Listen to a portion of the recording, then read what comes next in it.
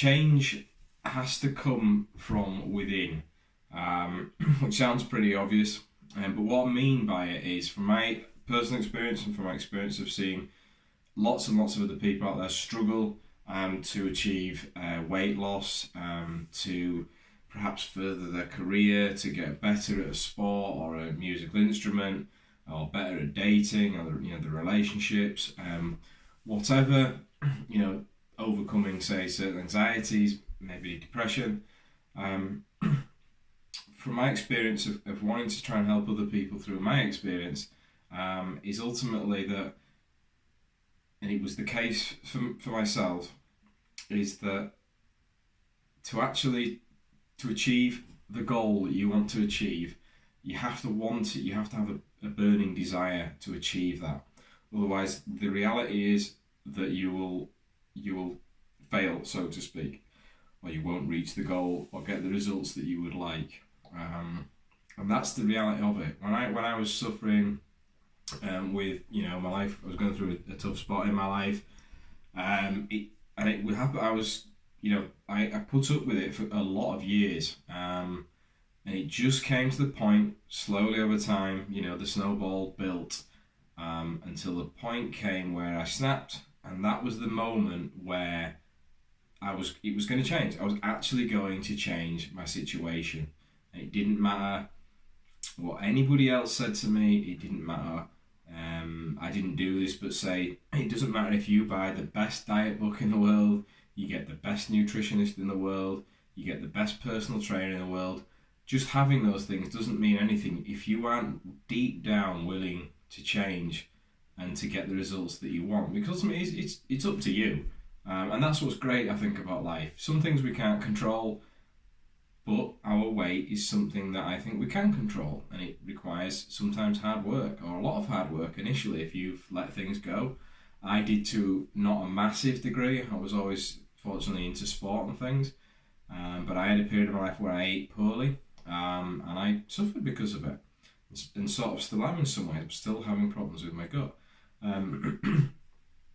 But, like I say, the point where I snapped, I don't mean snapped and, went out and smashed stuff up or, flew off the handlebar. What I mean was I hit a metaphorical wall where it's like, I've had enough of feeling this way. The pain of feeling that way outweighed, what would you call it? So we'll do more to avoid pain than we will do to gain pleasure. So for me, feeling that bad, so that the pain motivated me, to change my life. It took a lot of time, and that's my experience with people. You see people, like I say, this is the classic thing. It becomes January the 1st, and for some reason that date, everybody decides they want to lose weight. I don't know why we don't just do it over the whole year, and then you could have Christmas time and eat what you want and not feel guilty. But these are just people, in my opinion, who haven't got that burning desire. They aren't suffering enough to actually do something about it. It really does boil down to that, in my opinion, and what I've witnessed. I think it's one of the main reasons why people don't lose the weight that they want. They don't get what they want in life, and it boils down to a burning desire. You have to have, we can all watch a motivational video, and it makes us want to do things, but that motivation is not there 100% of the time. In fact, it's not there a lot of the times. I mean, a lot of the times when I work out, I do it when I come home from work, so it's when I'm tired. It's not a time when I really want to work out, so I have to, sometimes I'm motivated to do it, and sometimes I will put a motivational video on, say, while I'm working out. I'll put some music on, but generally I have to motivate myself. I have not motivate myself in that sense. I have to have a desire to do it, because that overrides when there's no motivation there. And it is a lot. Sometimes you come on, like, all I want to do is do nothing. But I know that if I want the results that I want to get, I have to work out regularly. On times when I don't want to work out, that's when it matters. Everybody can work out when they want to work out and it feels fun, but it's the times when it's hard. How many people, do you know that say, I'm going to go into the gym tonight, and then you speak to them the next day and you say, oh, how did it go at the gym? Oh, I didn't go, I got a takeaway instead, I got home a little bit later. And, they use that as an excuse, and it boils down to the pain and the pleasure thing. They could gain a lot of pleasure from working out, but the pain at the time of having to force themselves to work out is greater than the pleasure, and they will side with the pain. They will side with the pain aspect. So it just boils purely down to that. The next question is asking. It's a difficult one. Is can you create false desire? And I'll probably say no. It's like anything. If you've got a job that you find crappy, you're probably not going to give your best effort. You're probably not going to be the best employee because your heart isn't in it. And for anybody who's in a job like that, I would recommend looking elsewhere, because your job can be fulfilling. I think it should be fulfilling because we're there a lot of the time. But that's just another example. It's like what is your desire to get a relationship you're after there, or are you just happy to accept whatever comes your way? And then you won't necessarily get the type of relationship you want. You have to work at these things.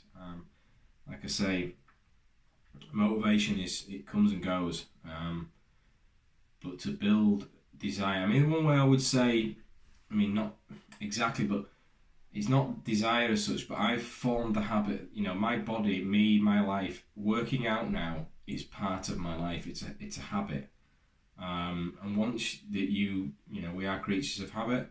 Once you, implement a habit or work a habit into your life, it gets much better or much easier to do, say, a workout when you don't really feel like doing it, because it's just something. It's like brushing your teeth. I don't know who enjoys brushing their teeth, but it's just something I have to do. If I don't brush my teeth, there will be some consequences. And I don't want those consequences. So for the few minutes it takes, or for the half an hour it takes me to work out, or whatever it is, then those benefit. For me, because I've now associated the pain of not working out. So I could fall back into depression. Say, my anxiety will be worse if I don't work out. I might gain weight, so I won't be as appealing to other people. I won't feel as well about myself. Those things outweigh now the other side of it. So that's what I think about it. That's my experience of what I've seen, and it makes it does make logical sense. It would explain why a lot of people don't achieve these things that they would like. It purely is down to they don't want it enough. So ask yourself that question.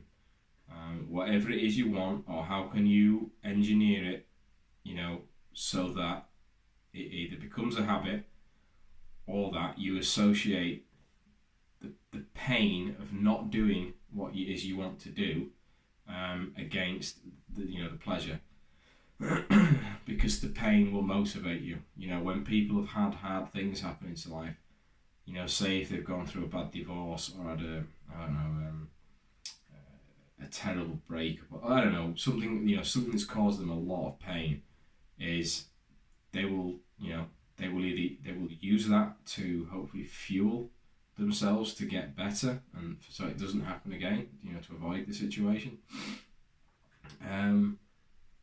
So it's a good thing. I know people don't want to experience pain and things, but it's part of being a human being. So take what you can from that. Please comment below. I'd love people to comment and see what other people think, and also whether it really has helped anybody, because that's ultimately what I'd like to do. I got a lot of help through people on YouTube.